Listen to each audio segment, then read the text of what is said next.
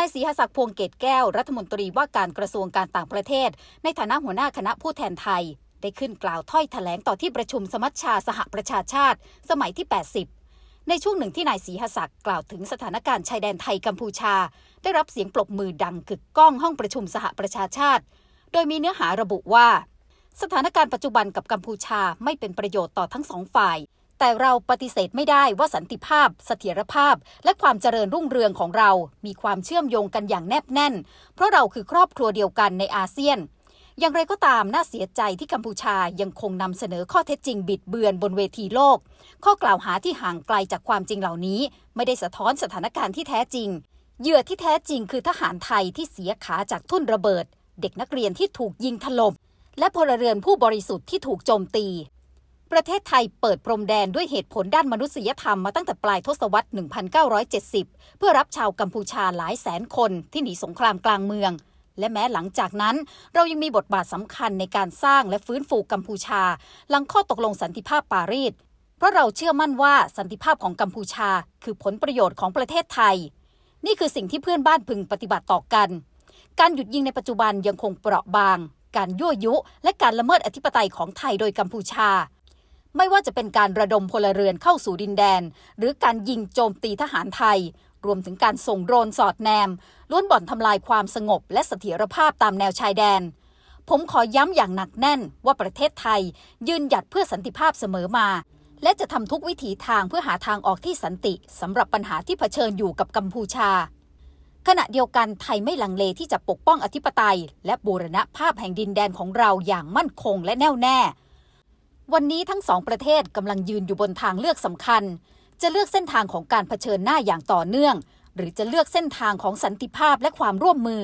ประเทศไทยเลือกสันติภาพเพราะเรามั่นใจว่าประชาชนของทั้งสองประเทศสมควรได้รับสิ่งที่ดีที่สุดสำหรับประเทศไทยการเจรจาความไว้วางใจและความสุจริตมิใช่เพียงถ้อยคำหากแต่เป็นหนทางข้างหน้าที่เรายึดมั่นและจะยังคงใช้หลักการนี้ในการทำงานร่วมกับอาเซียนนานาประเทศและมหาอำนาจทั้งหลายเพื่อสันติภาพที่ยั่งยืนและความรุ่งเรืองร่วมกันของประชาคมโลก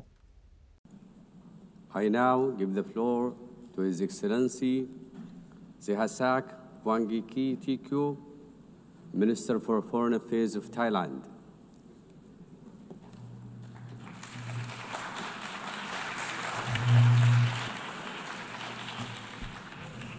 Mr. President, Excellencies, distinguished delegates, at the outset, I would like to congratulate you, Mr. President, Madam President, on your assumption to the presidency of the 80th session of the General Assembly. Though I assumed office only a few days ago, my government made it a priority for me to be here today because we believe this moment matters. This 80th anniversary of the United Nations comes at a time when the UN is at a crossroad, facing critical challenges. Let me begin by reaffirming Thailand's steadfast commitment to multilateralism.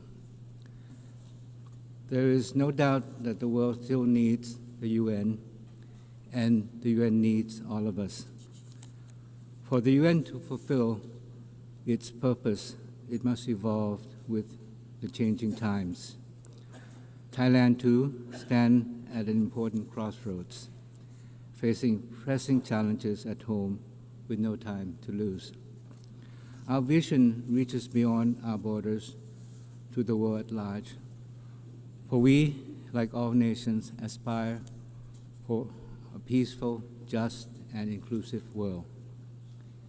It is in this spirit that Thailand stands ready to play a constructive role in shaping a United Nations that is truly fit for purpose, delivering peace, development, and human rights for all.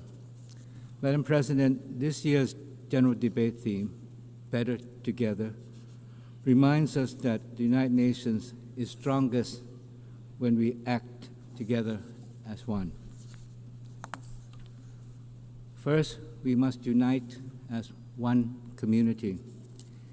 80 years ago, our community of nations adopted the UN Charter with hope for peace. Yet today, we face a world increasingly divided by protectionism, fragmentation, conflicts, and climate change that spares no nation. The war in Ukraine, now in its third year, continues to bring immense suffering and destruction. Likewise, the horrendous suffering in Gaza, where innocent civilians, especially children, are paying the heaviest price, weighs heavily on our collective conscience. It is a stark reminder that when peace is broken, the human cause is borne not only by nations, but by ordinary people whose lives are torn apart. As one community, every nation shares the responsibility to promote global peace and security. And this responsibility must be inclusive. Multilateralism is more effective when women participate fully, whether in peacekeeping, conflict prevention, or humanitarian response. Their voices, leadership strengthen our community and make peace more durable. I am confident that Madam President's election to lead this assembly will inspire us all to advance UN's Women Agenda with greater resolve. Thailand intends to do our part. Our peacekeepers continue to serve around the world, helping to rebuild lives torn apart by conflicts.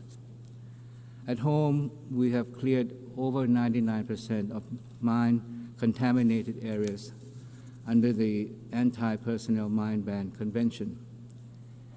This is not just about treaty obligations.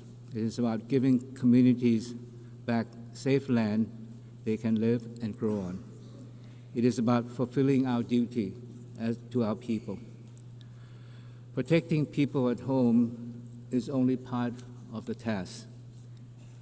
We must also respond to transnational challenges like migration, driven by conflict and disasters. A shared test no nation can solve alone. This is a real task for Thailand. For over decades, we have hosted displaced persons from Myanmar. Today, we are giving them greater opportunity to work outside of their temporary shelters so they can live with dignity and contribute to society, to mark our commitment to humanitarian assistance and practical solutions. In the same spirit, Thailand is stepping up our efforts to combat transnational crime, including online scams, as their impacts ripple far and wide. Crimes without border demands cooperation without borders. The vision of one community must begin close to home. Regions are the building blocks of the global community. In our region, peace and stability also lies at the heart of ASEAN's community building efforts. Yet, challenges exist even in our own neighborhood. The situation in Myanmar remains a grave concern. Thailand has provided humanitarian aid along our borders, and we continue to urge all parties towards dialogue and a viable peace process. This is the foundation for lasting peace in Myanmar. And even among closest neighbors, disputes can arise. Admittedly, the current situation with Cambodia is neither desirable or in the interest of either side. Our peace, stability, prosperity are closely intertwined. We cannot move away from one another. We are part of the same ASEAN family.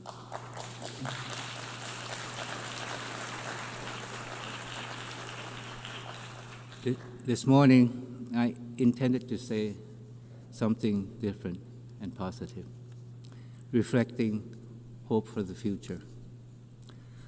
But I had to rewrite the speech because of the most regrettable remarks by my Cambodian colleague. To my dismay, Cambodia continues to present itself as the victim. Time and time again, it has portrayed its own versions of the facts, which does not hold up to scrutiny because it is simply a distortion of the truth. We know that who are the real victims. They are Thai soldiers who have lost their legs from landmines, children whose schools were shelled, and innocent civilians who were shopping that day at the grocery store that came under attack from Cambodian rocket fire.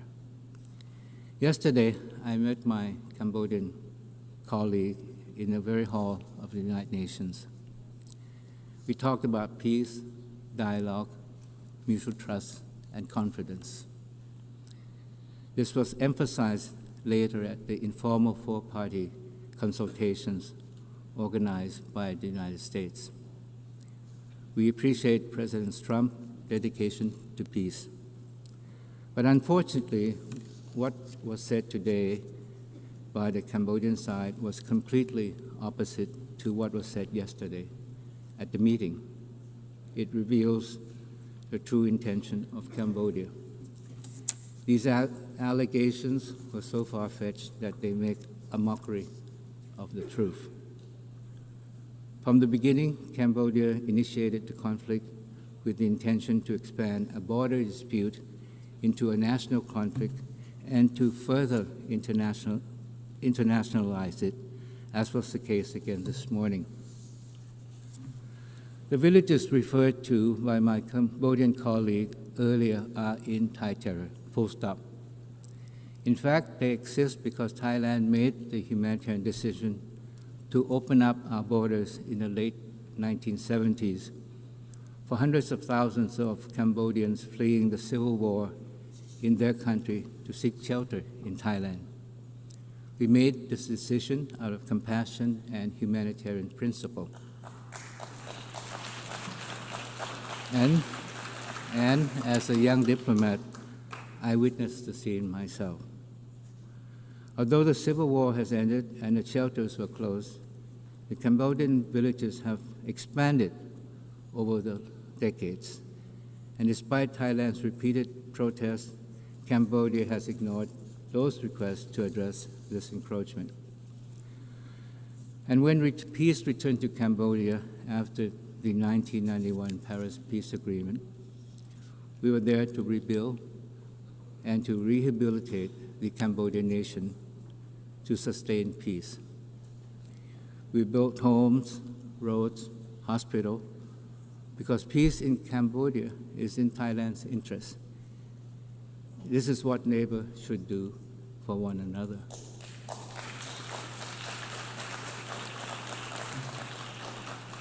Mr. President, the ceasefire is still fragile. We must make it work. This demands commitment and sincere actions from both sides. Regrettably, Cambodia's continued provocation, including mobilization of civilians into Thai territory and recent firings toward our side, undermine peace and stability along the border. I am referring to a series of incidents since 23rd of September of Cambodia's troop firing at Thai troops stationed along the border. The most recent incident happened just today. Thai troops have also continued to detect surveillance drones intruding into Thai territory on a daily basis across the border areas. These actions constitute a violation of Thai sovereignty and territorial integrity, and the ceasefire agreement reached at the special meeting in Putrajaya, Malaysia, and reaffirmed at the bilateral border committee meeting. Now, let there be no doubt that Thailand has always and will always stand for peace, and we will do everything we can to find a peaceful solution to the current problem with Cambodia.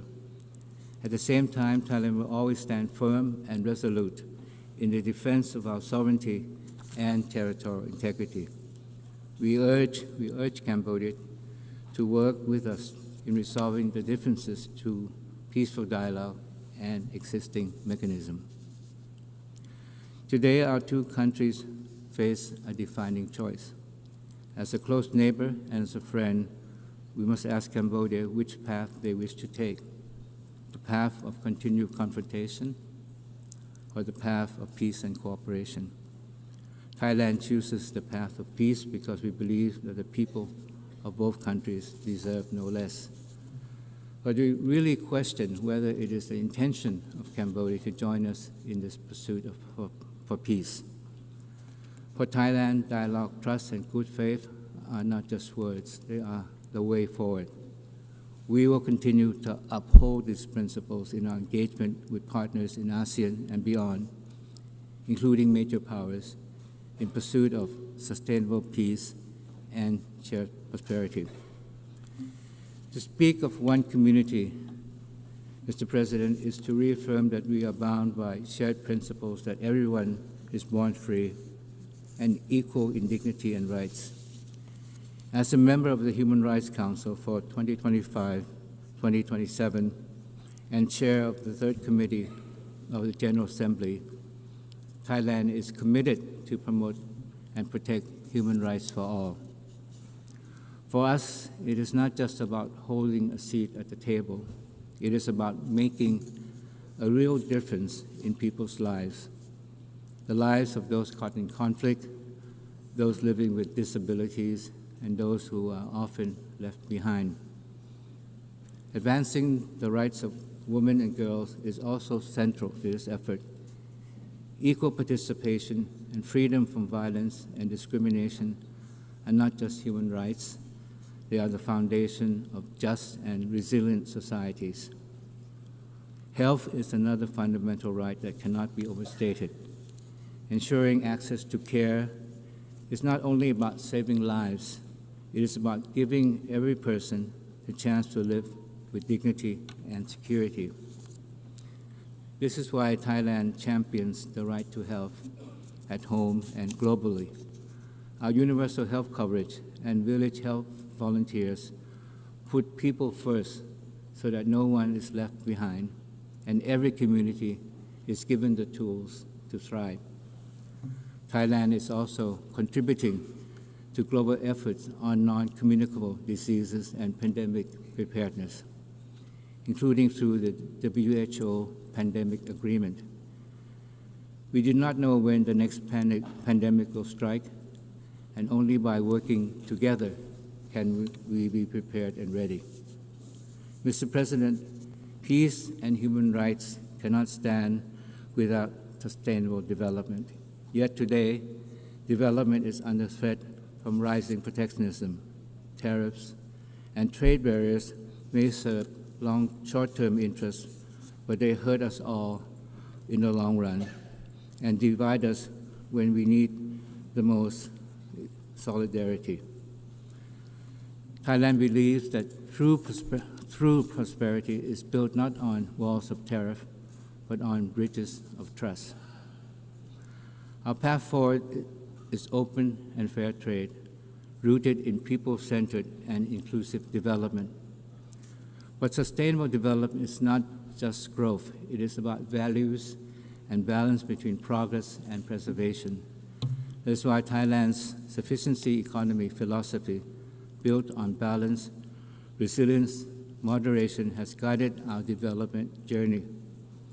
It reminds us that true progress must empower people while protecting the planet. With only 5 years left to achieve the SDGs, we must strengthen partnership at all levels and confront the inequalities and financing gap that still hold back our common future. At the same time, we must never forget that the planet lies at the core of sustainable development.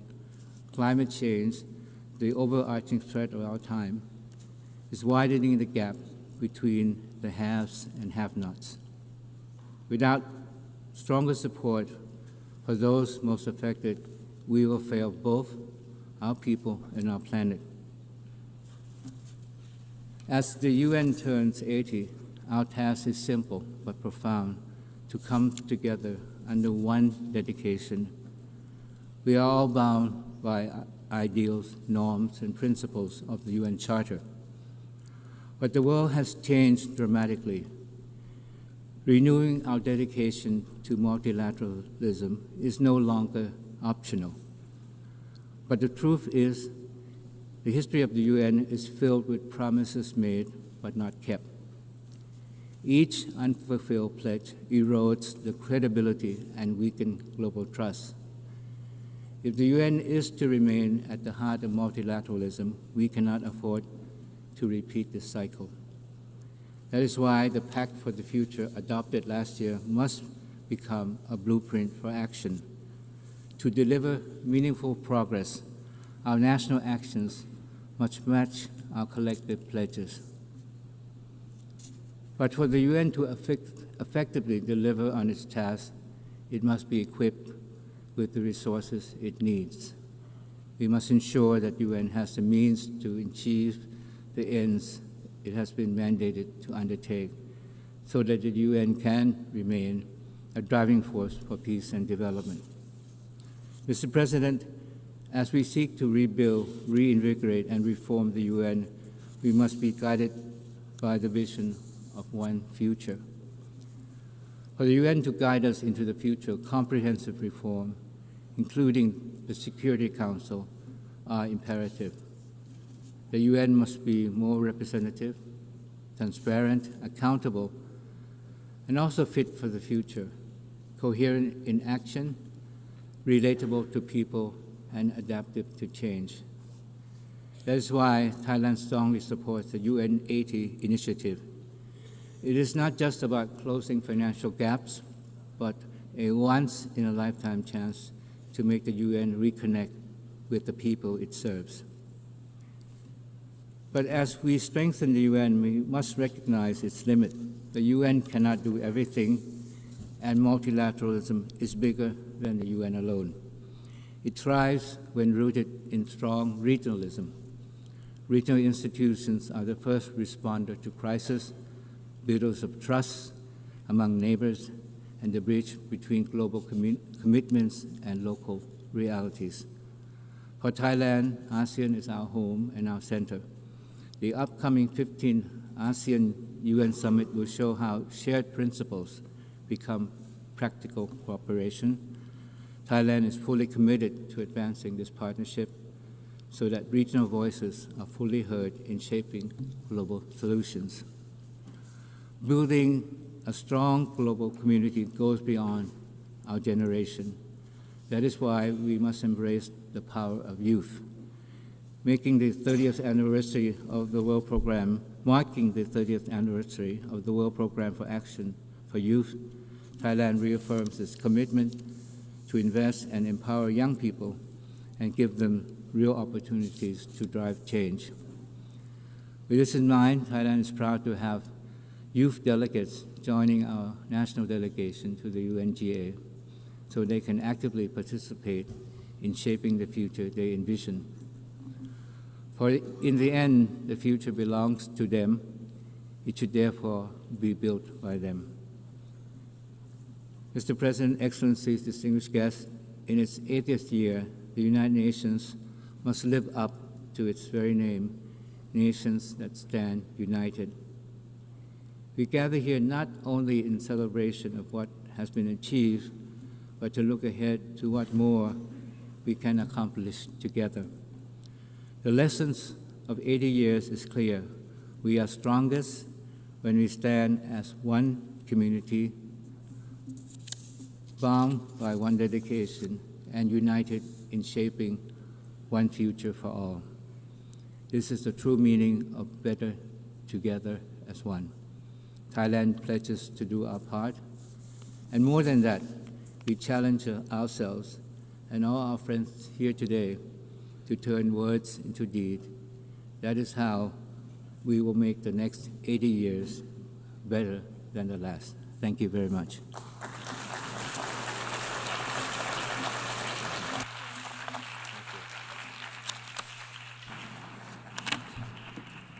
أشكر معالي وزير I thank His Excellency Foreign Minister of Thailand.